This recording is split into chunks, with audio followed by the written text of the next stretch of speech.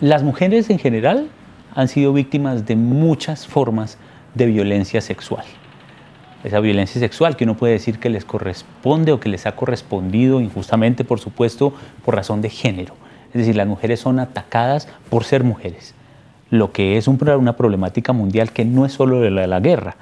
Pero lo que sucede es que no solamente las formas de la violencia directa, sino las formas de otros tipos de violencias, la discriminación, la desigualdad, todo eso les afecta a las mujeres mucho más que a los hombres.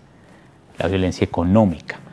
Ahora, en las guerras lo que sucede es que las mujeres pueden ser atacadas de dos formas. Una, ciertamente, como dentro de la dinámica de la guerra, el que las mujeres sean víctimas muy específicas de ciertas acciones de los actores de la confrontación tiene una connotación. Y otra, el que sean usadas como armas de guerra. Es decir, normalmente las mujeres en todos los procesos de ejercicios violentos son las más afectadas.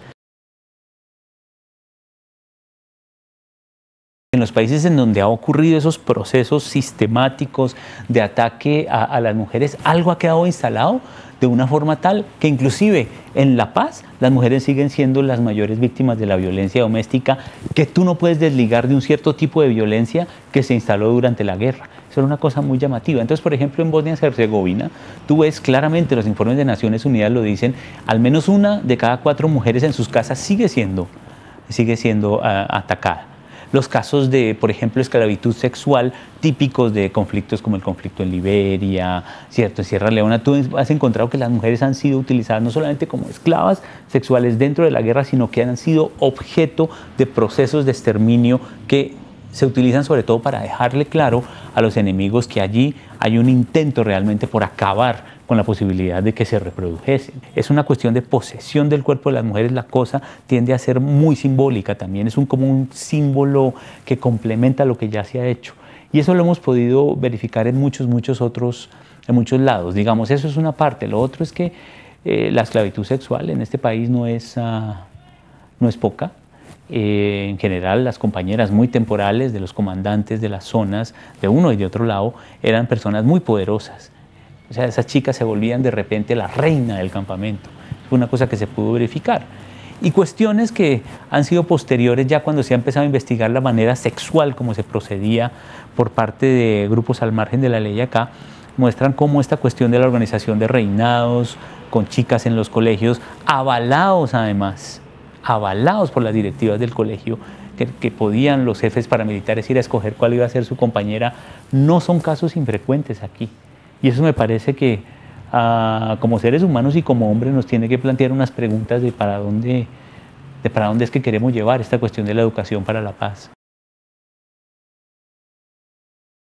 La mayoría de las guerras sí son de hombres. Los hombres parece que no sabemos resolver los conflictos de otra forma, ¿no?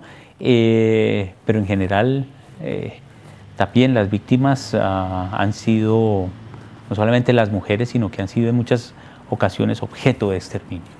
En la antigua Yugoslavia puedes encontrar varios casos en los cuales, además de las cosas terribles que pasaban en campos de concentración, había como procesos específicos de violaciones masivas, como una manera de decir aquí esto no sigue. Ruanda es otro caso muy interesante, en donde, digamos, toda esa idea de, un poco tonta me parece a mí también, de que cuando uno habla de mujeres está hablando necesariamente de paz. Las mujeres en Ruanda decían a quién, eran informantes muy importantes sobre a quién había que matar. Pero al mismo tiempo, cuando se cometió la matanza terrible que ocurrió en Ruanda en un espacio muy corto de tiempo, tú recuerdas que allí uno podría decir que el arma de destrucción masiva, era el machete, y el machete servía para cercenar la vida no solamente de las mujeres embarazadas, sino por supuesto pues de lo que había en su vientre, ¿no? Que fue una clara decisión de violencia sexual basada en género en la guerra. Algo que me parece muy importante que hay que tener en cuenta, y sobre todo ahora en tiempos de paz, es que cuando las mujeres entran a la guerra, pues claro, por un lado masculinizan su acción, eso parece absolutamente cierto, digamos, son mujeres que se vuelven de repente, empiezan a actuar dentro de un ejército, lo que supone una masculinización de su acción, pero hay otra cosa que uno a veces desconoce en los análisis, y es que se empoderan. Las mujeres en la guerra se empoderan, se vuelven comandantas.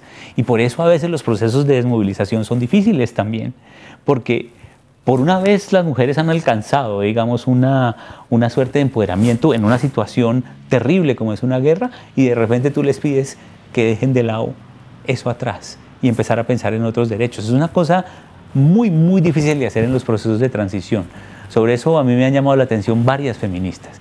Me han dicho, sí, claro, uno tiene que pensar en los derechos de reproducción de las personas, los derechos sexuales y reproductivos. A las mujeres ocurrieron procesos de esterilización masivas, eso pasaba aquí.